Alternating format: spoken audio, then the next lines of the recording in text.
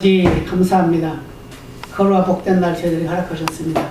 특별히 우리 11월 달은 감사 절기를 가지고 있는 감사의 달입니다.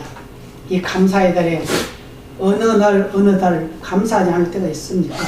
그러나 저희들에게 추수를 주시고 결실의 열매를 허락하셨으니 그 은혜에 감사하여 더욱더 큰 감사를 드리기를 원하오니 우리 예배를 받으시옵소서. 감사로 드려지는 예배가 되게 하옵소서. 감사로 줄 높이는 예배가 되게 하옵소서. 감사로 주님께서 주신 은혜를 누리는 예배가 되게 하여 주옵소서. 말씀을 전합니다. 조금 무익하고 무지합니다.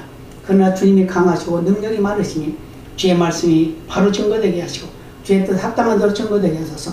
듣는 길을 열어주옵소서. 마음을 열어주옵소서. 그 말씀이 신비에 새겨지게 하시고 운동력 있게 하소서.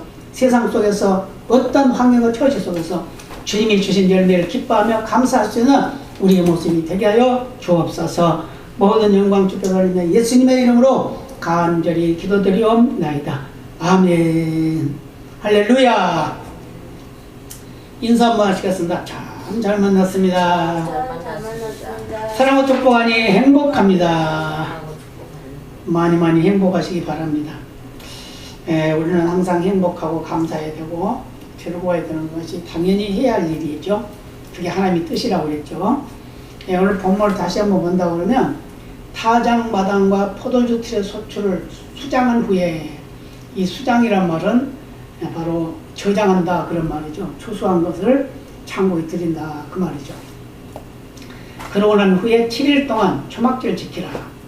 이 초막절은 이스라엘 백성들이 출애굽 할 때에 그 초막을 지어가지고 그 안에서 어려움, 고난, 고통, 아픔을 기억하면서 지키는 절기였습니다. 그래서 초막절이라 그렇게 말했어요. 그래서 이걸 대대로 후손들에게 전함으로 인해서 그들이 초막절 절기를 7일 동안 지키는 거예요. 그러면서 이 절기를 지킬 때 너와 내 자녀와 노비와 내 성중에 가는 레위인과 객과 고아와 과부가 함께 연락하되, 연락이란 말이 무슨 말이죠? 함께 즐거워한다 그 말이에요. 서로가 같이 즐거워한다 그런 말이에요. 그러면서 모두가 다 함께 기뻐해야 된다. 그러면서 하나님께서 택하신 곳, 하나님께서 택하신 곳이 어디죠? 교회를 말하는 거죠. 7일 동안 내 하나님 여호와 앞에서 절기를 지키고 이 무슨 절? 수장절, 초막절 뭐 이것을 말하는 거죠. 그리고 네 모든 물상과 네 손을 댄 모든 일에 복 주실 것을 인하여 온전히 즐거워하라. 물산이라고 하는 것은 우리의 농사를 지으면 농사, 장사를 하면 장사, 우리에게 주신 거, 모든 손댄 모든 일들 거기에 복을 주셔서 우리를 온전히 즐거워할 수 있도록 그렇게 해야 된다라고 말씀하고 있어요.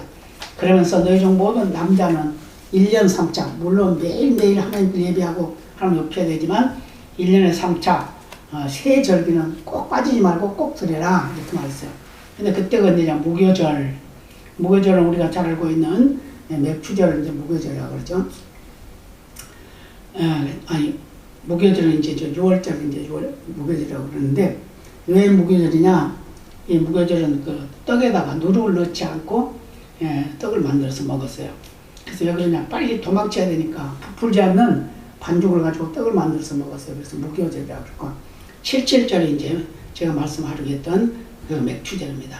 그 다음에 초막절이 우리가 가을에 지키는 추수감사절, 이걸 이제 말씀하고 있는데 여호와께서 택하신 곳에서 여호와께 보이되 뭘로? 공수로 보이지 말고, 공수 빈손으로 오지 말고 그 말이죠. 그리고 하나님께서 주신 복을 따라 그 힘대로 하나님 앞에 예물을 드려라 이제 그런 말이죠.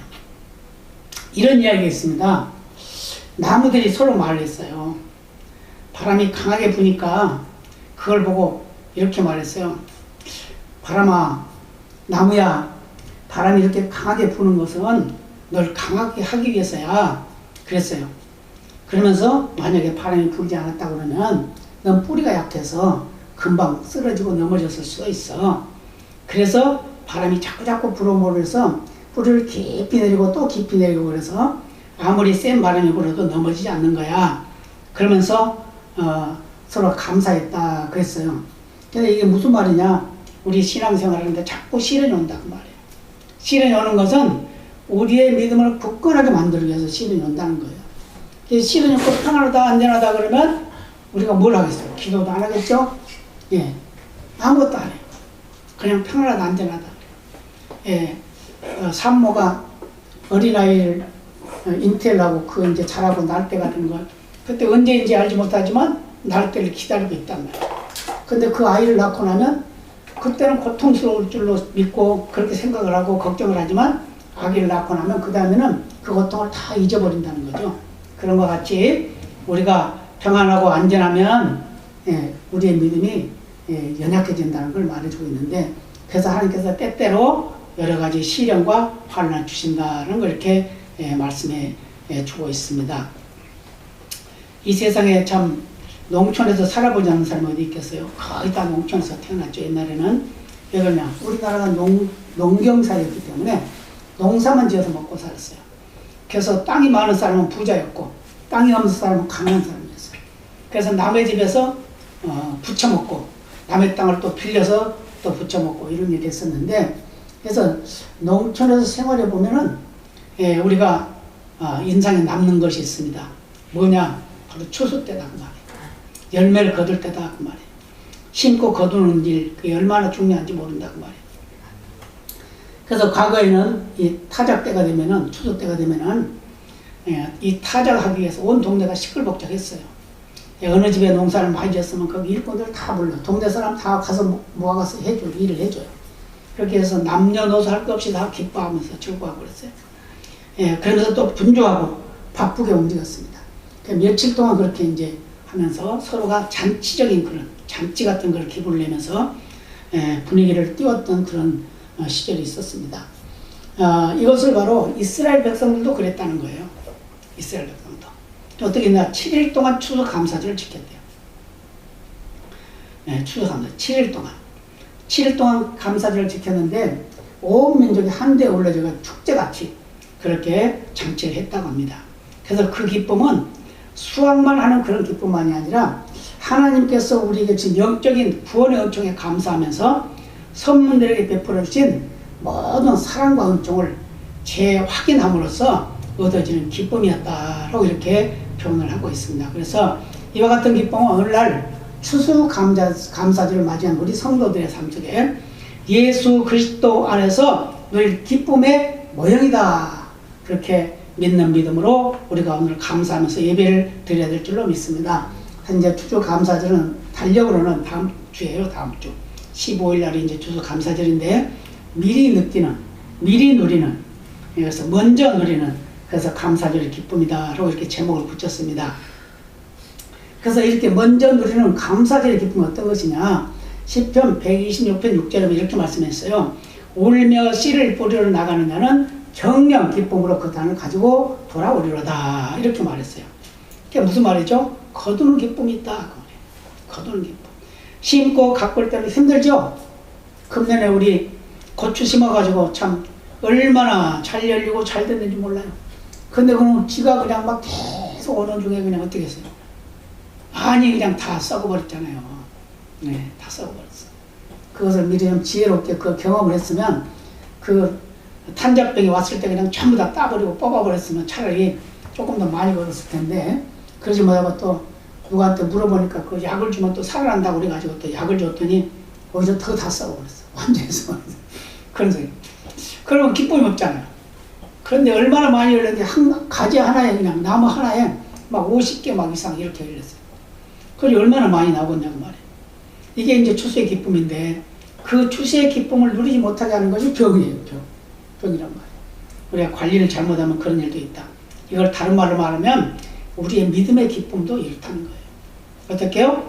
우리가 천국을 갈 때, 천국에 가서 주님 앞에 섰을 때 칭찬받고 상급을 받으면 얼마나 좋겠어요.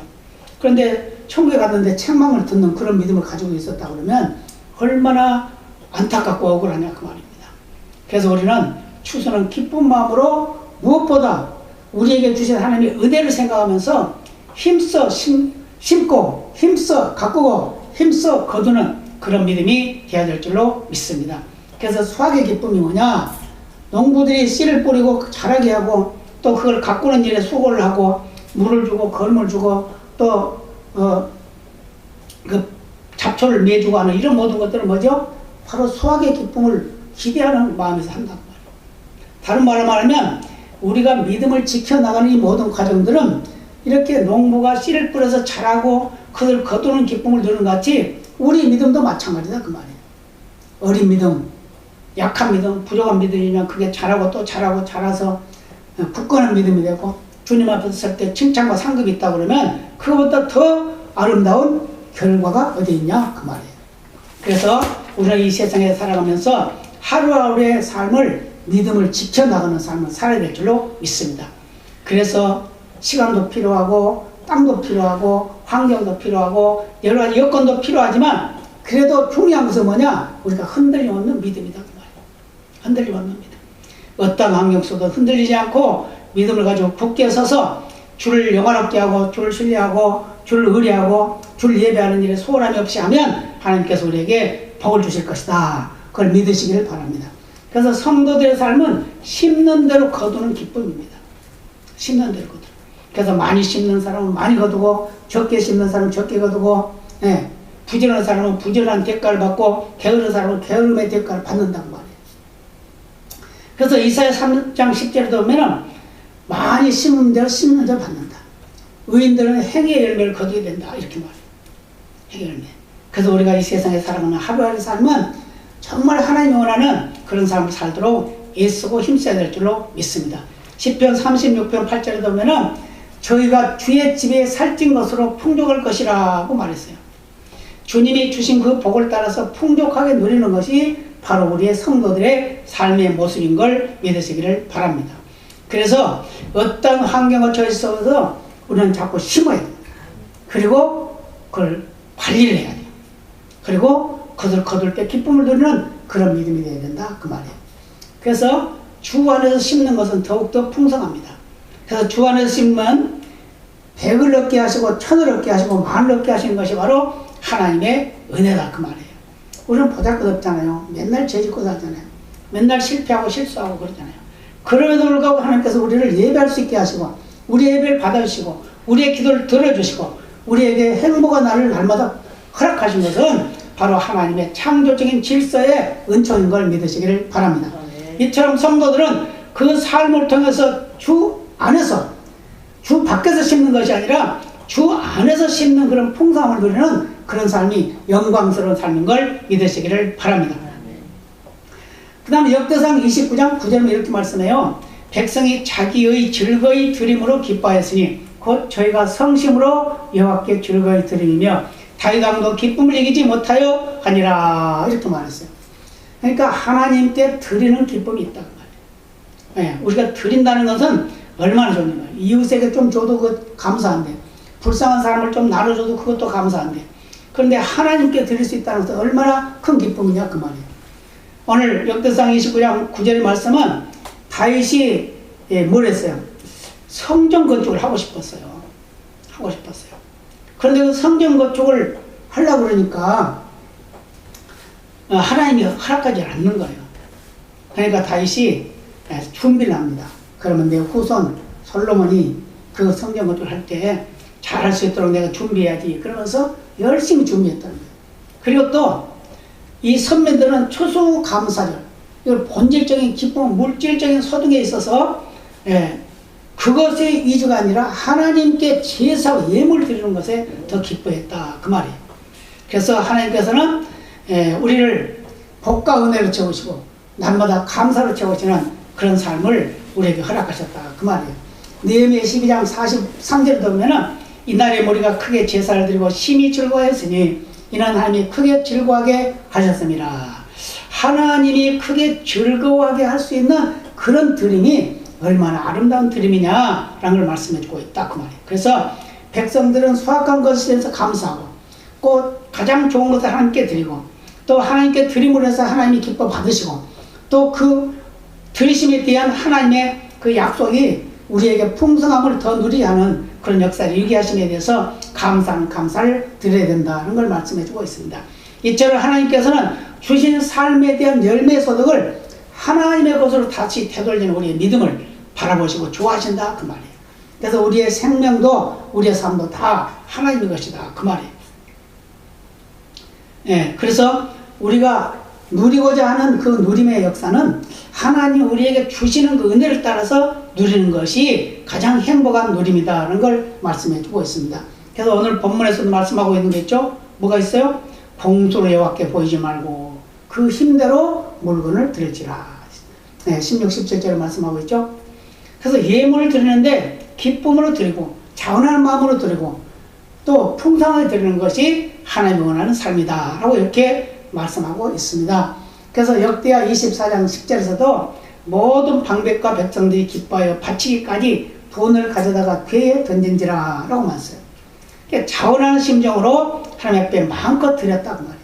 예물을 드렸다고 말이에요. 그것이 바로 주님께서 연락하는 추수의 감사의 예물이 된다는 걸 말씀해주고 있습니다.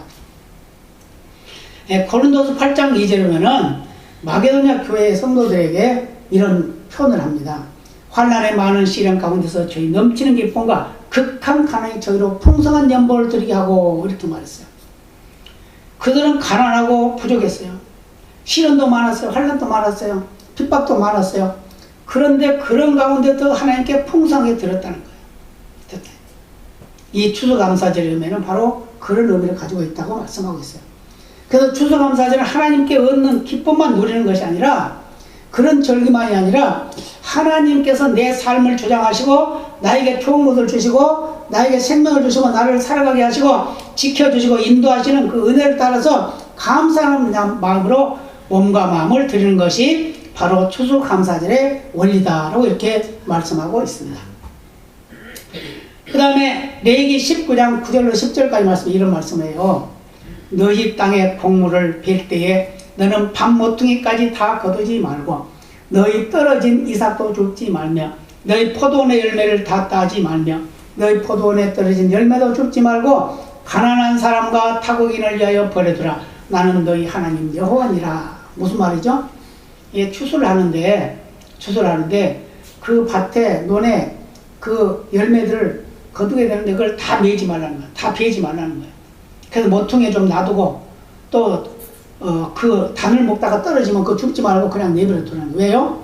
그것은 농사 못 짓는 사람, 땅이 없으면 못 짓는 사람, 고아나 과부, 아무것도 열매가 없는 사람, 뭔가 거둘 것이 없는 사람들 그거 주워다가 그거 가지고 배불리 먹으라고 그랬단 말이에요. 나누며 삶을 가지라고. 우리가 잘 알고 있는 룻기에 보면은 룻이 그 모압 사람이잖아요. 근데 그가 자기 남편이 죽었어요. 근데 시몬을 따라서 예루살렘으로 돌아왔습니다. 돌아와서 뭘 해요? 이삭 주스로 갔잖아요. 이삭 주스로. 이삭을 주워가지고 그 어머니를 봉양을 했습니다. 그랬더니 그걸 본 보아스가 그를 아내로 삼아서 그 후손을 통해서 예수가 탄생하는 그런 역사가 나타나는 복을 누리게 됐다고 말이에요. 왜 그랬을까요? 그것은 바로 하나님의 은혜를 사모하는 마음을 가지고 있는 그 룻의 그 부모를 공경하고 어른을 공경하고 또 나누기를 원하고 또 헌신하고 봉사하는 그런 모든 모습을 통해서 하나님께서 그를 통해서 큰 역사를 하셨다는 걸 믿으시기를 바랍니다. 그래서 신명기 16장 14절에만 말씀하죠. 절기를 지킬 때는 너와 네 자녀와 노비와 네 성중에 거하는 레인과 객과 고아와 과부가 함께 연락하라 그랬잖아요. 연락한다는 말은 무슨 말이에요? 같이 즐거워한다는 말이에요. 이것을 보면 우리도 함께 즐거워하고 감사해요. 그래서 가난한 사람들에게 나눠주고 없는 사람들에게 나눠주고 불쌍한 데는 나눠주는 그런 삶을 살아야 돼요. 그랬을 때 진정한 추수감사절의 기쁨을 누리게 된다는 걸 말씀해 주고 있습니다. 그래서 과거의 구약시대에는 이 성직자들은 땅이 없었어요. 계보에 들지도 못했어요. 예, 그 계수에 들지도 않아요. 계수. 숫자에 치지도 않았단 말이에요. 그래서 땅을 분배하지 않았어요. 그래서 레위 지파들은 그 계수에 들지 않았어요. 12지파가 있는데 레위 지파는 그 지파를 제외했어요. 그래서 이 베냐민 지파가 이제 둘로 나눠지면서 그러니까 13지파가 됐는데 그 13지파 된 중에 레위 지파는 빼고 12지파가 됐단 말이에요. 그래서 땅을 분배할 때 레위 지파에게는 땅을 분배하지 않았어요. 그럼 어떻게 했냐? 각각 12지파에서 땅을 나눠줬어요. 나눠가지고 그것을 레이지파 것으로 했다고 말이에요. 그래서 레이지파가 굶주리지 않고 하나님을 열심히 할 수 있도록 그렇게 만들어줬다. 그렇게 말씀하고 있어요. 고린도후서 12장 15절도 이런 말씀을요. 내가 너희 영혼을 위하여 크게 기뻐함으로 재물을 허비하고 또 내 자신까지 허비하리니 했어요. 사도 바울은 자기가 가지고 있는 모든 것을 통해서 전도하기 위해서 막 부었어요. 막 나눠줬어요. 자기 부자였습니다. 나눠줬어요. 예, 받으려고 하지 않고 주려고 했어요. 그래서 그는 많은 영혼들을 살리게 되는 그런 일을 하게 되는데 이것을 뭘로? 기쁨으로 했다. 기쁨으로 했어요. 그래서 자신의 재물을 아끼지 아니하고 이웃을 위해서 쓸 수 있는 그 기쁨, 그것이 바로 추수감사절의 기쁨이라는 걸 우리에게 말씀하고 있습니다. 그런 믿음의 삶이 되어야 될 줄로 믿습니다. 그래서 초대교회의 모습을 보면 이런 말씀이 있어요. 사도행전 2장 44절로 46절까지 말씀, 이런 말씀을 합니다. 믿는 사람이 다 함께 있어 모든 물건을 서로 통용하고 또 재산과 소유를 팔아 각 사람의 필요를 따라 나눠주고 날마다 마음을 같이하여 성전에 모이를 힘쓰고 떡을 떼며 기쁨과 순전한 마음으로 음식을 먹었으며 이렇게 말씀하고 있어요. 그러니까 초대교회 성도들은 자기 것이 없었어요. 자기 것을 자기 것을 주장하지 않았다는 거예요. 어떻게요? 온 교회가 나눠줬다는 거예요. 가난한 사람에 나눠주고 밭이 있는 사람 밭을 팔아서 땅에 있는 사람 땅을 팔아서 그걸 팔아서 나눠줬어요. 그러니까 그 온 교회가 다 기쁨이 충만했어요. 그러니까 핍되는 사람이 없었어요. 이게 이제 교회의 본질입니다. 근데 요즘 어때요? 요즘은 그냥 보니까 목사들도 돈 때문에 그냥 법정에다가 고소하고 고발하는 거 그래요. 돈 때문에. 이 돈이 얼마나 중요한지 몰라요. 근데 우리의 믿음보다는 못하죠. 아무리 돈이 좋아도 우리의 믿음하고 바꿀 수 없잖아요. 그러죠? 근데 믿음을 바꿔버려. 근데 초대교회는 그러지 않았다는 거예요. 나눠주고 또 나눠주고 나눠주고 또 나눠주는 그런 삶을 살았다. 그 말이에요. 그래서 우리의 교회의 본질은 나누는 삶이다. 그런 걸 말씀해주고 있습니다. 그래서 기독교 절기는 축제의 공동체적인 절기입니다. 축제라는 축제. 잔치가 되어야 된단 말이에요.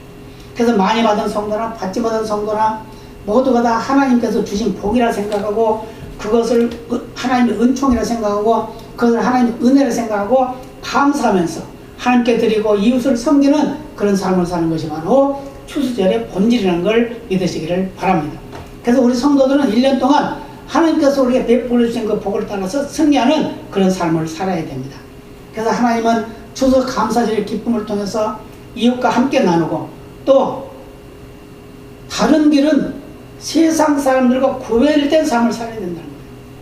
세상 사람은 가치를 따지지만 우리 성도들은 그 영혼을 사랑하는 뜨거운 열정으로 드려지는 그런 삶을 살아야 된다라고 말씀하고 있습니다. 그래서 레위기 19장 9절 10절 앞에 봤습니다만 너희 땅에 곡물을 벨 때에 너는 밤모퉁이까지 다 거두지 말고 너희 떨어진 이삭도 줍지 말며 너희 포도원 열매를 다 따지 말며 너희 포도원에 떨어진 열매도 줍지 말고 가난한 사람과 타국인을 위하여 버려두라. 옛날에는 어떻게 했어요? 옛날에는 고구마 밭에 고구마를 캐고 납니다. 그럼 그 열매가 덜 거둬진 것도 있어요. 그러면 땅 없는 사람들, 그런 사람들이 가서 바구니 가져와서 다 주워왔어요. 그래도 누가 주워가지 말라 뭐라고 하죠. 근데 요즘 어떻게 해요? 혹시 하나 뽑아갔다 따갔다 하면 큰일 나는 거예요. 네. 지금까지 잊어버린 거 다 변상해야 되는 그런 쪽이에요.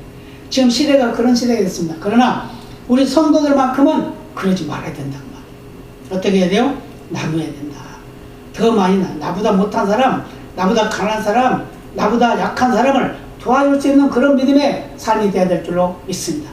그래서 우리는 1년 동안의 사업을 생각하면서 1년 동안에 우리에게 주신 하나님의 은혜와 복을 생각하면서 함께 나누고 즐거워하는 그런 삶을 사는 우리 모두가 되어야 될 줄로 믿습니다. 그래서 우리가 1년 동안에 무엇을 했든 간에 그 하신 열매는 다 하나님의 은혜다 그 말이에요. 하나님의 은혜. 그것이 아주 중요합니다. 그래서 천국은 추수감사절의 기쁨과 같이 하나님의 은혜를 확인하고 감사드리고 그 감사드리는 은혜를 따라서 또 감사하고 나눠주는 그런 삶을 사는 것이 바로 추수감사절의 그 절기의 의미를 가지고 있다는 걸 믿으시길 바랍니다. 그래서 첫 번째 뭐가 있어야 된다고요? 거두는 기쁨이 있다. 아멘. 그 다음에 또 뭐가 있다고요? 하나님께 드리는 기쁨이 있다. 아멘. 그 다음에 또 뭐가 있어요? 이웃과 나누는 기쁨이 있다. 이게 바로 추수감사절 미리 나누는 풍성함을 누리는 은혜가 우리 모두에게 충만하시기를 예수님의 이름으로 축복합니다. 다 같이 기도하시겠습니다. 아버지